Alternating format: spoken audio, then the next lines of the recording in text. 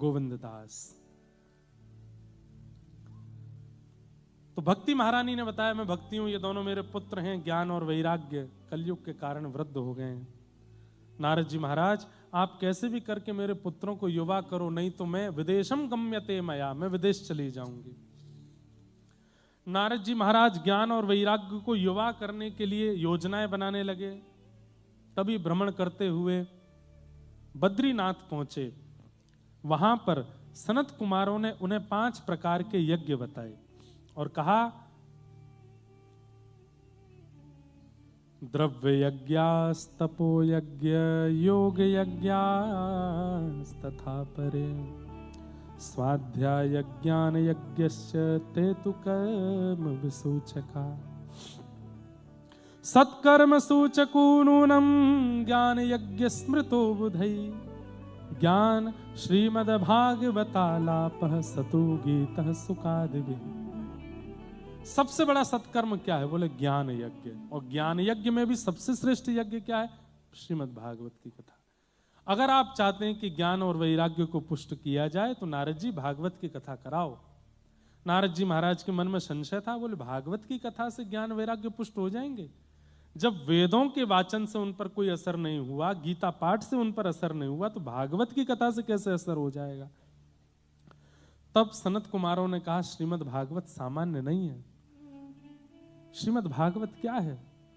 सारम सारम समद्वितम, ये वेदों का सार है। और कई बार वृक्ष वो काम नहीं कर पाते जो काम वृक्ष पर उत्पन्न होने वाला फल कर देता है, वृक्ष पर उत्पन्न होने वाले पत्र कर देते हैं। उत्पत्ति तो वृक्ष से हुई है, पर रस तो फल में ही होता है ना। उत्पत्ति तो वृक्ष से हुई है, पर भूख मिटाने की क्षमता तो फल में ही है ना। पेड़ थोड़ी खाओगे आप। वेद वृक्ष हैं और श्रीमद् भागवत उस वेद रूपी वृक्ष का फल है। वृक्ष की अपनी योग्यता है, पर फल की अपनी योग्यता है। श्रीमद् भागवत फल है। फल से फल नहीं मांगा जाता। ध्यान से सुनिए, मैं कहता हूं कथा में।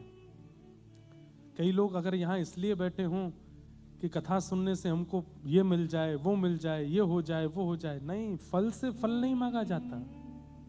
फल से रस मांगा जाता है। फल से क्या मांगा जाता है? आपके मुंबई में कौन सा आम होता है? क्या कहने महाराज। अब आप हापुस आम से ये थोड़ी कहते हो कि हे हापुस आम, तुम हमारे घर में विराज करके सब मंगल में कर दो। अरे भाई, मंगल में हो रहा हो, अमंगल में हो रहा हो, हापुस आम दिखे तो पकड़ो, खाओ सीधे, रस लो उसका। तो उसका रस लो, स्वाद लो, आनंद लो, सुख लो, भूख मिटाओ। फल रस देता है, फल क्षुधा निवृत्त करता है, और फल कुछ समय के लिए एक अलग अलग स्थिति में ले जाता है। यह फल की स्थिति होती है। श्रीमद् भागवत फल है। यहां बैठा हर व्यक्ति अभी चिंतित है, बाहर चिंताएं छोड़ करके यहां आया, पर जब से कथा चल रही है उसको चिंताएं सता नहीं रही होंगी, उसको चिंताओं का पता नहीं होगा। यहां पर हर व्यक्ति एक पीड़ा से पीड़ित है, पर जब से कथा चल रही है उसको ये लग रहा होगा, मुझे खुद लग रहा है 7:40 हो गए, 8 नहीं बज जाए। क्यों? विश्राम करनी पड़ेगी कथा, और फिर विश्राम के बाद फिर से वही 12 घंटे की प्रतीक्षा। 12 काय को 24 घंटे की प्रतीक्षा। और वो 24 घंटे की प्रतीक्षा में फिर कोई ना कोई अनर्गल प्रलाप कर रहा होगा, कोई कहीं से कुछ बोल रहा होगा, कोई सोशल मीडिया पे कुछ डाल रहा होगा, कुछ कर रहा होगा, कुछ बोल रहे, खींच रहे होंगे इधर उधर से। यहां आकर के कैसा लगता है, वाह, जीवन में यही चलता रहे और कुछ नहीं हो। है?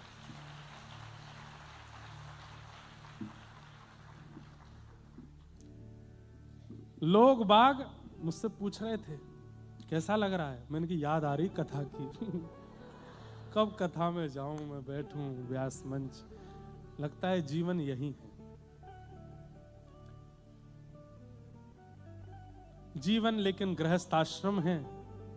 हर पड़ाव में आना पड़ता है। आप भाग नहीं सकते उससे, आप बच नहीं सकते उससे, वो तो स्वीकार करना ही पड़ेगा। परंतु श्रीमद् भागवत की स्थिति एक अलग है। ये फल है ना, फल रस देती है। हम भागवत जी से ये भी प्रार्थना नहीं कर रहे हैं कि वो सब ठीक हो ना, वो अपने आप चलता रहेगा सब कुछ। पर जितने समय हम ठाकुर जी की सन्निधि में हैं, श्याम सुंदर सना हमको प्यारे रहे, हम उन्हीं के रहे, वो हमारे। श्याम सुंदर सना हमको प्यारे रहे, हम उन्हीं के रहे, वो हमारे रहे। ये समय यहीं रुक जाए, ये घड़ी यहीं रुक जाए, यहां से कहीं जाना ना पड़े हमको। बस आप सन्मुख बैठे, हम यहाँ बैठे हैं, चित्त में विट्ठल भगवान बैठे हैं, और बस ये कथा चलती रहे, ये भावना, ये वार्ताएं, ये पद पदावलियां होती रहें, और कुछ नहीं चाहिए। जिस डगर से मुरलिया की धुन आएगी, जिस डगर से मुरलिया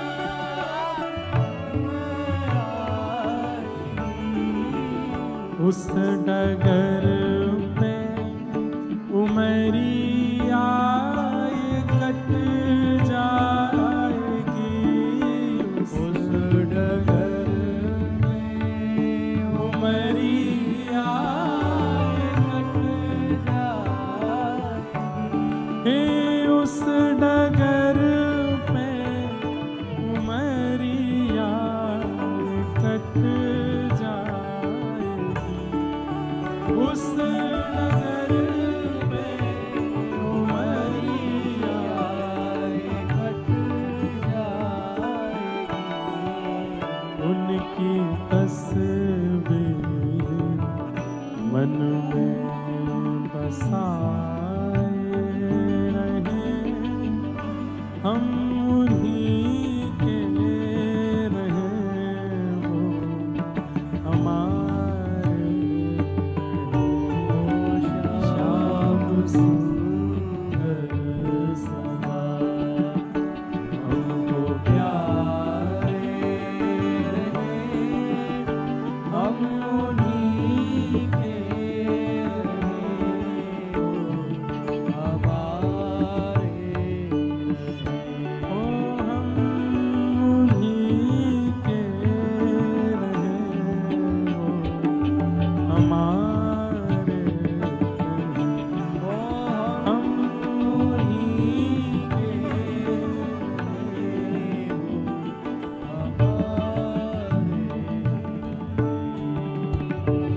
मोह माया की नदिया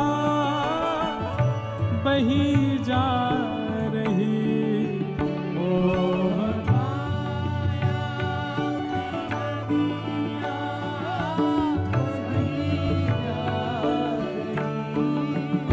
मन की ममता खींचे चली जा रही, मन की ममता को खींचे चली जा रही, मन की ममता को खींचे चली जा रही, मन की ममता को खींचे चली जा रही, हम भंवर में रहे या किनारे रहे, हम उन्हीं के रहे, वो हमारे रहे। श्याम सुंदर सना हमको प्यारे रहे, हम उन्हीं के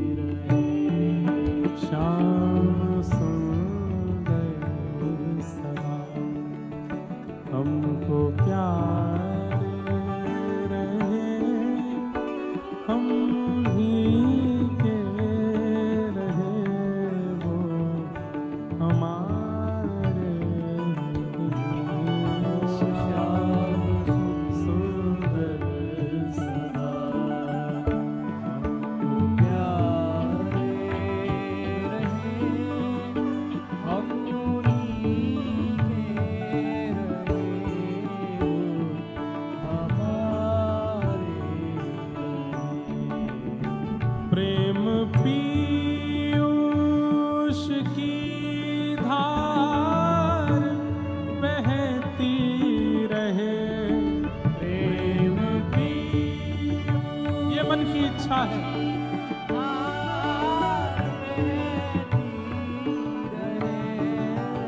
प्रेम पीयूष की धार बहती रहे, प्रेम पीयूष की धार बहती रहे, नित्य घन श्याम रसना ये कहती घन श्याम रसना ये कहती नित्य घन श्याम रसना ये कहती रहे,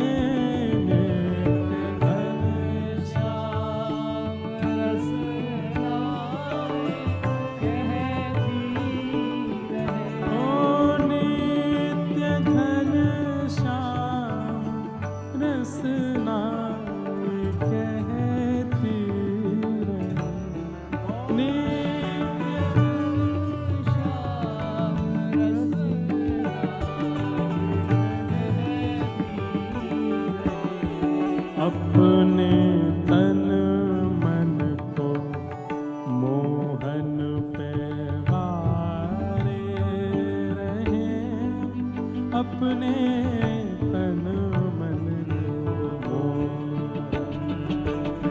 वारे रहे, हम उन्हीं के रहे, वो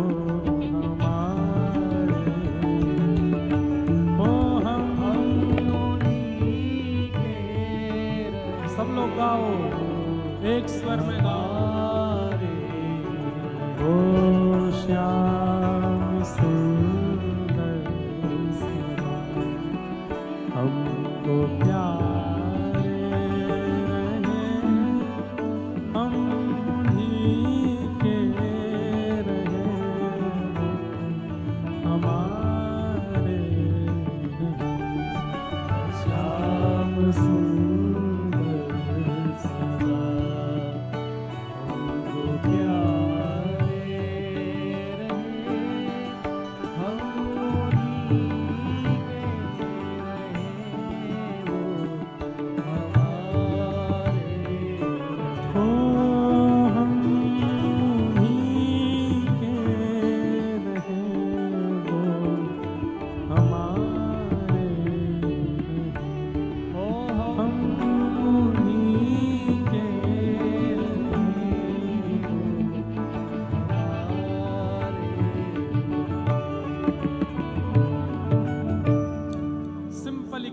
है, बस हम उन्हीं के रहें, वो हमारे रहें। बाकी भैया संसार में जितने आपको अपना बोलने वाले, एक ना है, आपको एक नहीं है, ये बात तो गांठ बांध लीजिए, कोई नहीं है आपका। और अगर आपको परखना हो कितने हैं आपके, तो कुछ करके देख लो हमारी तरह। पता चल जाएगी। कुछ किया नहीं है ऐसा, सब करते हैं भाई, गृहस्थाश्रम में विवाह करते हैं, तब इतनी आंच लग गई महाराज। लेकिन सब आनंद है, सब प्रसन्न है। कुछ करके तो देखना थोड़ा सा। आपकी जॉब है, अच्छा कमाते हो, बढ़िया 5-6 लाख रुपए महीने कमा लेते हो, 1-1.5 लाख कमाते हो, जो भी कमाते हो, एक बार बस 5-6 दिन की छुट्टी ले लेना, घर पे मत बताना, और घर आके बोलना मैंने रिजाइन दे दिया, मैंने जॉब छोड़ दी है। घर के लोग क्यों? पता नहीं, बस मन नहीं लग रहा था। अब तुम लोग कमाओ। अब नहीं कमा रहा मैं। 5 दिन में महाराज रोटियां फूली हुई नहीं मिलेंगी, फिर बनी बनाई मिला करेंगी, उनमें से घी खत्म हो जाएगा, सूखी मिला करेंगी। सब्जियां तोरई की एक बार बनेगी, 3 दिन तक खाते रहो। ऐसे ही चलेगा घर। अब तुमसे कोई प्रेम नहीं, नाता नहीं हमारा। क्यों? स्वार्थ लाग करहि सब प्रीति, सबका एक स्वार्थ है आपसे। कोई ईर्ष्या के वश, कोई जलन के वश, कोई पीड़ा के वश, कोई स्वार्थ के वश, सब आपके पीछे पड़े हैं। लेकिन ठाकुर जी का ना आपसे कोई स्वार्थ है, ना कोई आपसे ईर्ष्या है, ना कोई जलन है, ना कोई पीड़ा है। वो बस आपको प्रेम करते हैं। आप चाहे अष्टावक्र हो, 8 जगह से टेढ़े हो, चाहे आप सूरदास हो, चाहे आप राजघराने की मीराबाई हो, चाहे आप तुकाराम हो, नामदेव हो, जनाबाई हो, आप कौन हो इससे उनको कोई मतलब नहीं। आप उनके हो इससे उनको मतलब है। बस मेरे रब, हम उन्हीं के रहें, वो हमारे रहें, बस और कुछ नहीं। तो मन होता है कि बस ये चलता रहे, क्योंकि यहां विवाद नहीं है, यहां संवाद है। और वो भी ऐसा संवाद है जिस संवाद में सदा रहने की इच्छा है। इसलिए ये घड़ी का एक एक मिनट भारी पड़ रहा है। सामने और लगी है मेरे, नहीं मां नहीं है, ये ऊपर लग रही है, नीचे यहीं से दिख रही है। 7:54 हो गए, 5 मिनट और रह गए। पर भैया देखो, लो, लेकिन कथा मेरे हाथ में है। मैं चाहूं तो 10 बजे तक भी कर सकता हूं। आपका उत्साह और मेरी इच्छा। अब देखो, इससे बड़ा प्रमाण क्या होगा कि भक्त के आगे समय भी हार जाएगा। लेकिन आज महात्मा है, पहला ही दिन है, एक ही दिन में सबरो रसनाएं पिलानो, नेक नेक करके देंगे ताकि रस की अपनी गरिमा बनी रहे। रसगुल्ला तभी अच्छा जब एक खाया गया हो। 4-5 एक साथ खिला दिए ना, तो बाकी के रसगुल्लाओं को देख के हीन भावना हो गई, तुम ही खाओ, मेरा मन नहीं, बस हो गया। तो ऐसी भावना, तो उसके लिए थोड़ा थोड़ा ही चखाया जाए, वही अच्छा है। परंतु बहुत दिन बाद आए ना, तो मन हो रहा है बस ये चलता रहे, ये भाव। सबरी कथा सुना दें जितनी याद है, जितने भक्त आकर के सामने कहते हैं हमारा विषय सुनाओ, हमारी बातें सुनाओ, हमारे भाव सुनाओ। ये संवाद अति उत्तम है। तो सबसे सुंदर क्या है? सत्कर्म सूचकूनूनम ज्ञान यज्ञ स्मृतो बुधई श्रीमद् भागवतालाप सतु गीतः सुकादिभिः। सुखदेव जी के द्वारा सुनाई गई जो भागवत की कथा है, सबसे श्रेष्ठ ज्ञान यज्ञ है, इसको कराओ। सनक सनंदन सनत कुमार चारों वक्ता बनकर के बैठे, और अनेक ऋषि, ऐसे जैसे आप लोग विराजमान हैं, ऐसे ही सब देवलोक के, ऋषि लोक के, गंधर्व लोक के, पृथ्वी लोक के सब लोग इस कथा में पहुंचे। और तभी आगमन हुआ भक्ति महारानी का, जिसके पुत्र वृद्ध हो गए थे ज्ञान और वैराग्य। लेकिन कथा में आते ही भक्ति सुतौ तौ तरणौ गृहीत्वा प्रेमैक रूपा सहसा विरासीत श्री कृष्ण गोविंद हरे मुरारे नाथेति नामानि मुहुर्वदन्ति।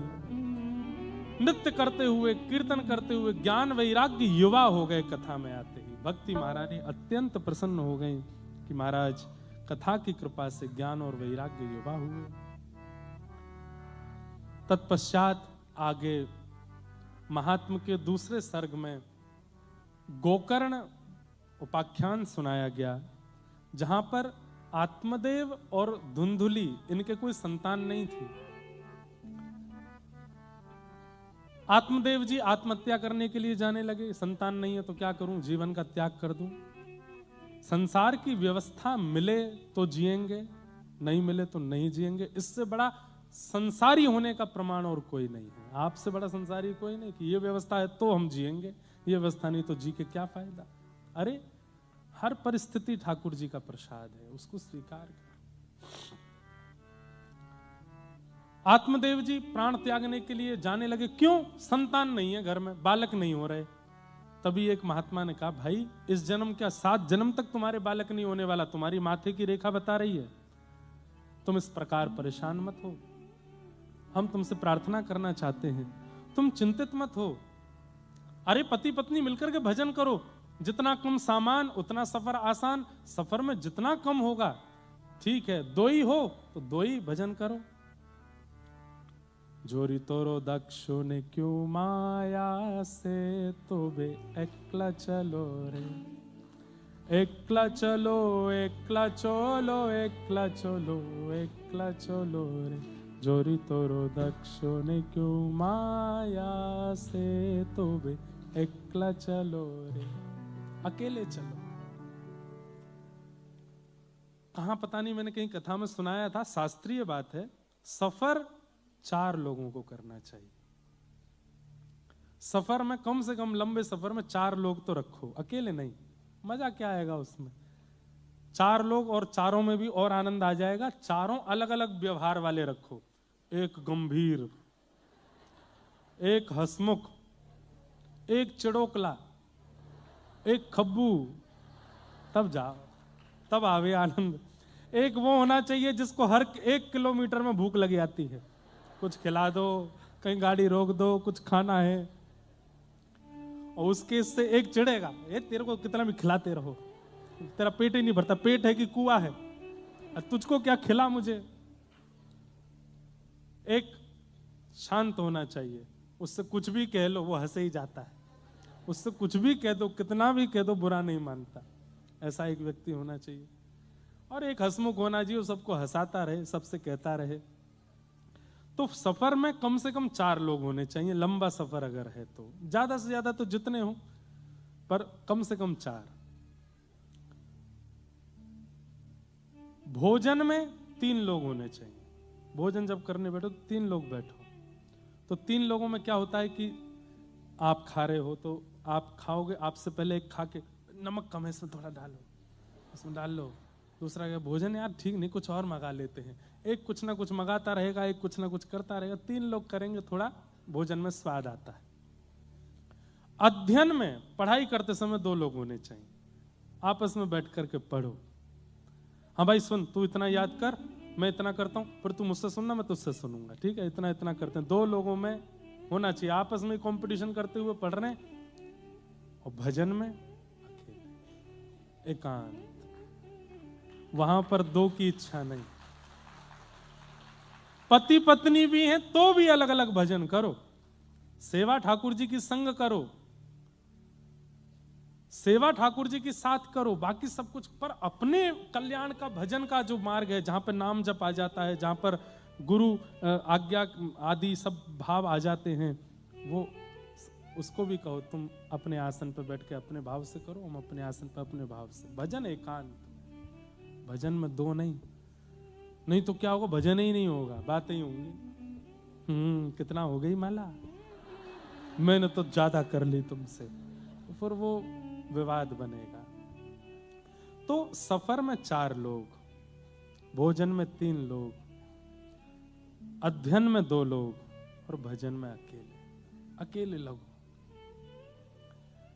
महापुरुष ने समझाया आत्मदेव जी को कि अरे अच्छा है ना कि संतान अगर नहीं भी हो रही है तो इसको ठाकुर जी की कृपा मानो, तुम पर संसारी भार नहीं डाल रहे ठाकुर जी, पति पत्नी मिलकर भजन करो, आराम से तीर्थ यात्रा करो, ठाकुर जी के मनोरथ करो, जितना धन कमाया उसको ठाकुर जी की सेवा में लगाओ, क्या दिक्कत है।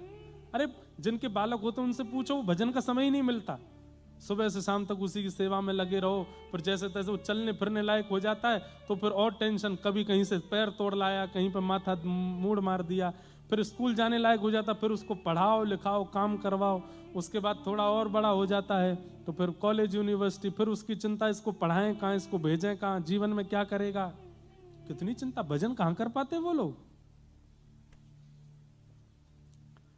लेकिन आत्मदेव को समझ नहीं आई बात। बंधु एक बात और बोलूं, किसी ज्ञानी पुरुष, किसी महापुरुष, किसी वैष्णव की बात समझ में आवे, ये भी भगवत कृपा है, नहीं तो ज्ञानी ज्ञान देते रह जाते हैं। आज मुझे एक बात बताइएगा, नंबर 1 टॉप ट्रेंडिंग पे चलती हैं आज भक्ति प्रवचन, उनसे ज्यादा ट्रेंडिंग में कुछ भी नहीं है, फिर भी लोग कहां समझ रहे हैं, फिर भी लोग कहां सुधर रहे हैं। आज हमारे वृंदावन के पूज्य प्रेमानंद जी महाराज कितने लोग सुनते हैं, लेकिन कहां, कितने लोगों में, जब उनको भी नहीं छोड़ते लोग, उनके विषय में भी अनर्गल प्रलाप करने लगते हैं। मुझे उस समय समझ में आता है ये कैसी भक्ति कर रहे हैं भाई, इतना सब कुछ करने के बाद भी उनके एक बात को, एक वाक्य को, एक प्रवचन को उनको नहीं छोड़ते। कैसा भजन है हम लोगों का, कैसी भक्ति है, कैसा नाम जप है हम लोगों का।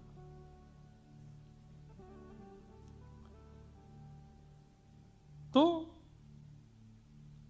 किसी की बात समझ में आ जाए ये भी भगवत कृपा है, किसी का व्यवहार समझ आ जाए ये भी भगवत कृपा है।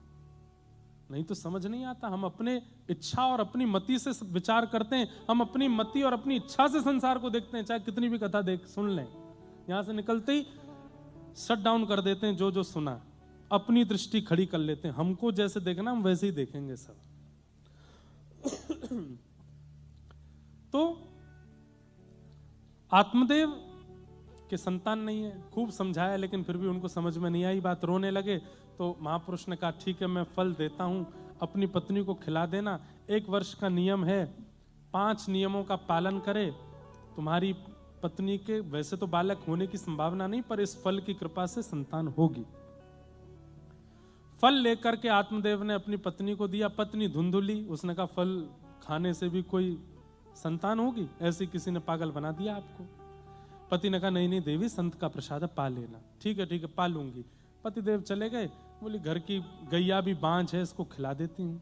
फल खिला दिया गैया को, स्वयं अपने मायके चली गई। वहां अपनी सहेली के नवजात बालक को ही गोद ले लिया और पति को बता दिया मेरा ही बालक है। उस बालक का नाम धुंधुकारी रखा गया। लेकिन जो फल गैया ने खाया, उनके गर्भ से जिस बालक ने जन्म लिया था वो मानवों जैसा, पर कान हुए गैया जैसे, ऐसा लोग कहते हैं। तो नाम पड़ा गोकर्ण। धीरे धीरे दोनों बालक बड़े हुए। आत्मदेव महान दुष्ट हुआ और गोकर्ण पंडित ज्ञानी बने। जिस बालक ना होने के कारण आत्मदेव दुखी थे, आज वही आत्मदेव बालक होने के कारण दुखी है कि ये क्यों है। इतना मारता है, इतना बुरा भला बोलता है, उल्टा सीधा खाता है पीता है, सब बुरे बुरे काम करता है, आचरणों में रहता है। सब प्रकार की भावना उसके प्रति दूषित हो गई। गोकर्ण जी महाराज पंडित ज्ञानी हो गए। घर छोड़ करके मां चली गई, उन्होंने प्राण त्याग दिए। पिता भी घर छोड़ के चले गए। तब आकर के गोकर्ण जी ने पिता को ज्ञान दिया, पिताजी आप किस लिए इतने दुखी हो रहे हैं? तब उन्होंने गोकर्ण गीता 2 श्लोकों में गीता सुनाई। ये 2 श्लोक सुन के कथा विश्राम। देहे स्थिमां सरुधिरे भीमतिं त्यजत्वं जाया सुता दिशु सदा ममतां विमुञ्च पश्यानिशं जगदिदं क्षणभङ्गुनिष्ठं वैराग्य रागरसिको भवभक्तिनिष्ठः। देहे स्थिमां सरुधिरे अभिमतिं त्यजत्वं। हमको लोग बाग कटघरे में खड़ा कर दें, स्वयं कहते हैं सब छोड़ो, खुद ने कर लिया ब्याह। हमारी बात सुनो। अभी एक पद गा रहे थे, उसमें एक पंक्ति थी, मोह माया की नदिया बही जा रही, मन की ममता को खींचे चली जा रही। फिर अगली पंक्ति क्या है? हम भंवर में रहे, हम चाहे घनघोर मोह माया के बीच में रहें या किनारे रहें, दोनों स्थितियों में हम उन्हीं के रहें, वो हमारे।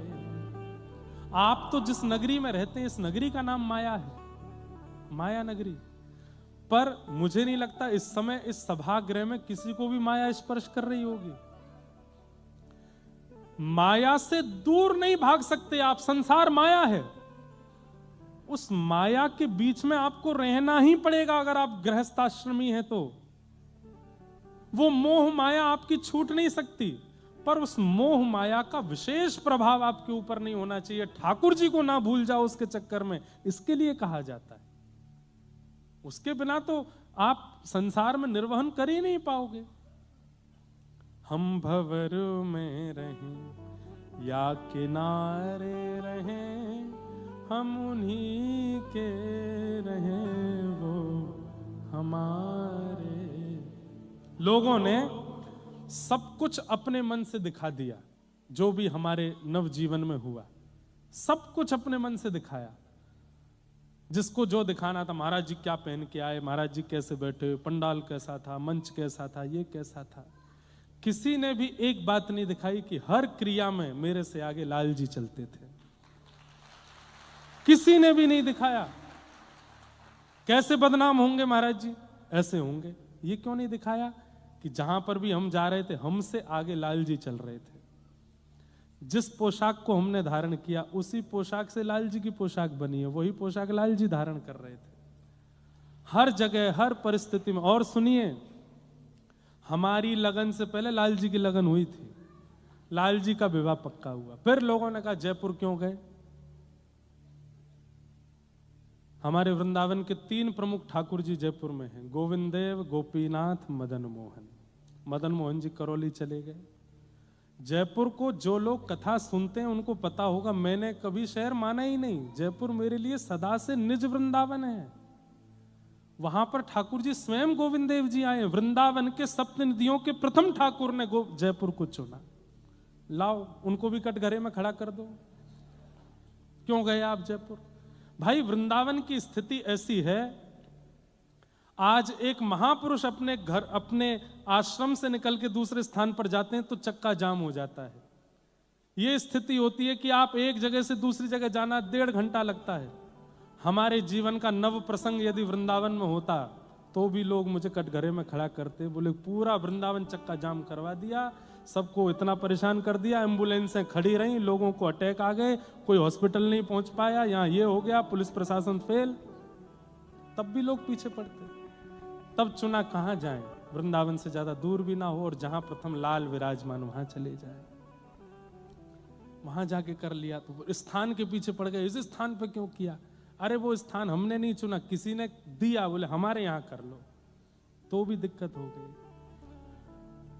सबके उत्तर देने का मेरा बिल्कुल मन है नहीं, पर विचार आते रहते हैं तो लगता है कि ये तो इतना तो कर ही दूं स्पष्ट, इतना तो बता ही दूं। हर जगह लाल जी आगे चल रहे थे, हर जगह लाल जी प्रधान थे, किसी ने नहीं बताई ये बात। बस अपने तंज से जिसको जैसा कसना था कस लिया। अब बताने से क्या फायदा? अब तो चिड़िया चुग गई खेत, अब तो सब हो लिया जो होना था। पर ठीक है, लेकिन हम प्रार्थना करेंगे कि हमारे नवजीवन का जैसा प्रारंभ हुआ आपका ना हो, आप लोगों का सुखद हो, आपको लोग बधाई दें, आपको लोग शुभकामना दें, आपको लोग प्रशंसा रूप पर करके करें। व्यवहारिक रूप में, आंतरिक रूप में तो वैसा ही हो जैसा हमारे साथ हुआ, क्योंकि अंदर से तो हम बड़े प्रसन्न थे, हमारे लाल जी बहुत सुखी, बहुत प्रसन्न, बहुत आनंद में। पर संसार का जो प्रलाप था ये किसी भी नव विवाहित को ऐसे ना सहना पड़े जैसा पिछले 10 दिनों में हुआ।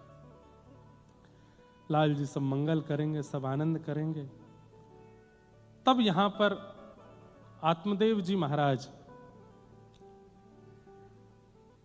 को उपदेश देते हैं गोकर्ण जी और कहते हैं कि पिताजी,